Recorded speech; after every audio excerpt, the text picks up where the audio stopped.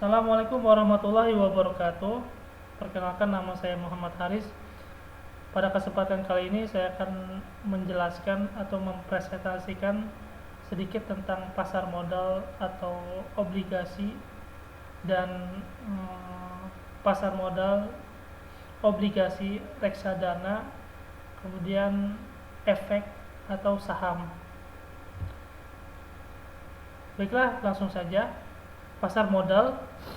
Definisi pasar modal atau capital market merupakan pasar untuk berbagai instrumen. Merupakan pasar untuk berbagai instrumen keuangan jangka panjang yang bisa diperjualbelikan, baik dalam bentuk uang, ekuitas saham, instrumen derivatif, maupun instrumen lainnya. Pasar modal merupakan sarana pendanaan bagi perusahaan maupun institusi lainnya, misalnya pemerintah, dan sarana bagi kegiatan berinvestasi bagi para investor. Dengan demikian, pasar modal memfasilitasi berbagai sarana dan prasarana kegiatan jual beli dan kegiatan berkaitan lainnya. Dalam menjalankan fungsinya, pasar modal dibagi menjadi 3 macam, yaitu yang pertama, pasar perdana, merupakan penjualan efek pertama kali atau penerbitan efek sebelum efek tersebut dijual melalui bursa efek. Pada pasar perdana, efek dijual dengan harga emisi, sehingga perusahaan yang menerbitkan saham memperoleh dana dari penjual tersebut. Kemudian yang kedua, pasar sekunder adalah penjualan efek setelah penjualan pada pasar perdana berakhir. Pada pasar sekunder, harga efek ditentukan berdasarkan nilai pasar efek tersebut, dan perusahaan yang menerbitkan tidak lagi memperoleh dana dari penjualan tersebut. Kemudian yang terakhir, yang ketiga, bursa paralel merupakan bursa efek yang ada bagi perusahaan yang menerbitkan efek dan akan menjual efeknya melalui bursa, dapat dilakukan melalui bursa paralel. Bursa paralel merupakan alternatif bagi perusahaan yang go public untuk memperjualbelikan efeknya jika dapat memenuhi syarat yang ditentukan pada bursa efek.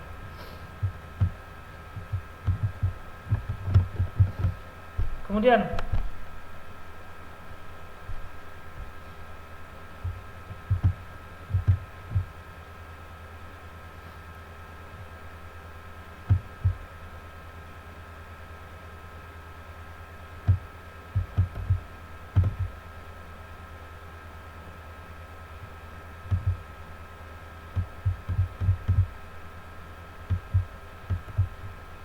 sumber hukum syariah dari Al-Quran, surat Al-Baqarah ayat 275, dan Allah Subhanahu wa Ta'ala menghalalkan jual beli dan mengharamkan riba.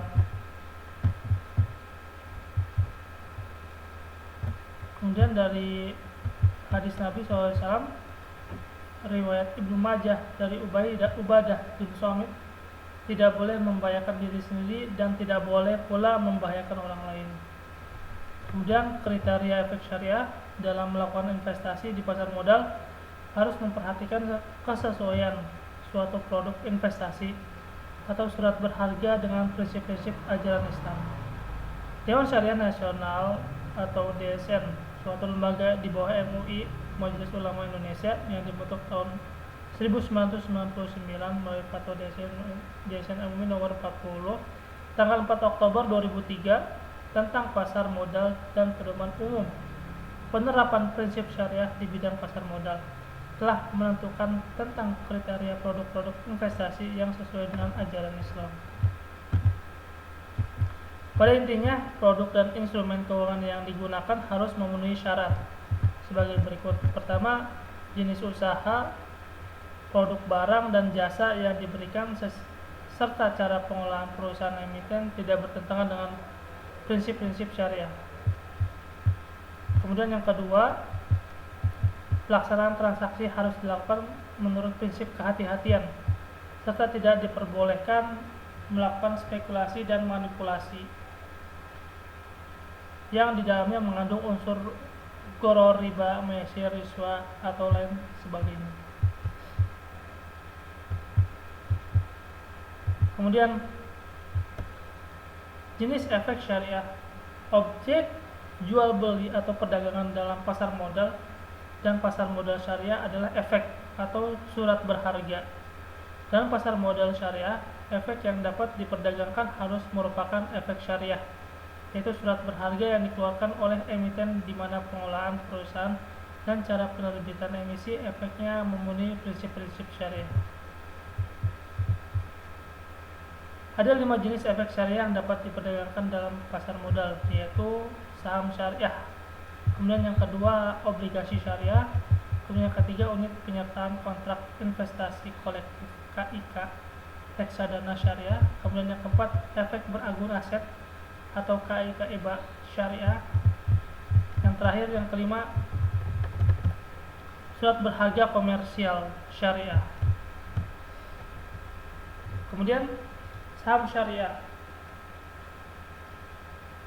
Pengertian saham syariah menurut DSN MUI adalah bukti kepemilikan atas suatu perusahaan dan tidak termasuk saham yang memiliki hak istimewa. Berdasarkan definisi tersebut, dapat dikatakan bahwa saham merupakan bukti kepemilikan seorang atau pemegang saham atas aset perusahaan, sehingga penilaian atas saham seharusnya berdasarkan atas nilai aset.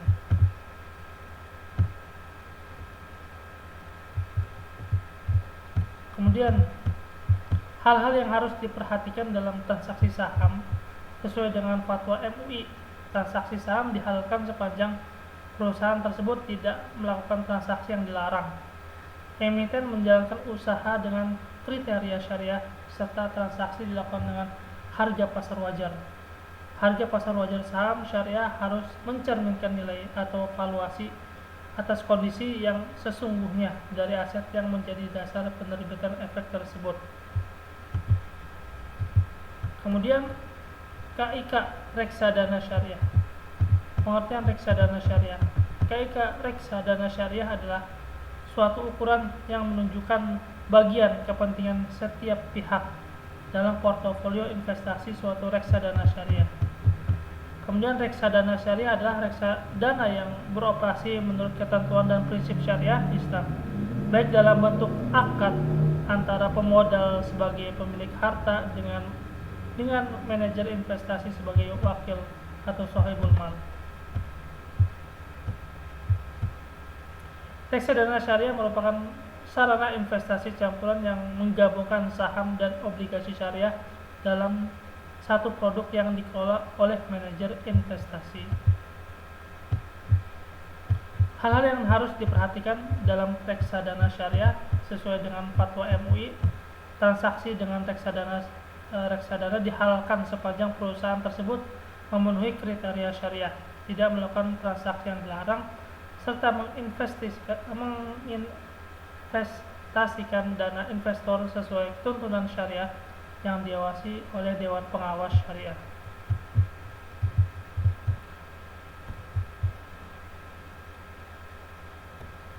Kemudian obligasi syariah.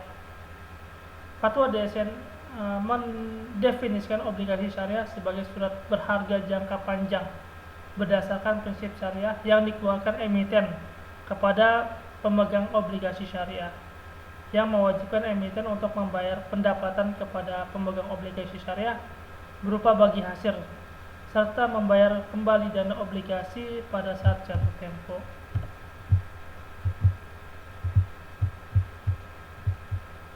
Jenis obligasi syariah yang paling banyak digunakan hingga saat ini di Indonesia adalah obligasi mudharabah dan ijarah.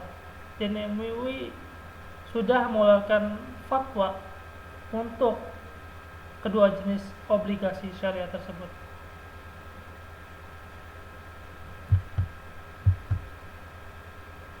Jenis obligasi syariah yang pertama ada obligasi syariah mudharabah, kemudian yang kedua obligasi syariah ijarah, kemudian yang ketiga obligasi syariah musyarakah, kemudian yang terakhir yang keempat ada obligasi syariah istisna. Mungkin ini saja yang bisa saya sampaikan, kurang lebihnya mohon maaf. Assalamualaikum warahmatullahi wabarakatuh.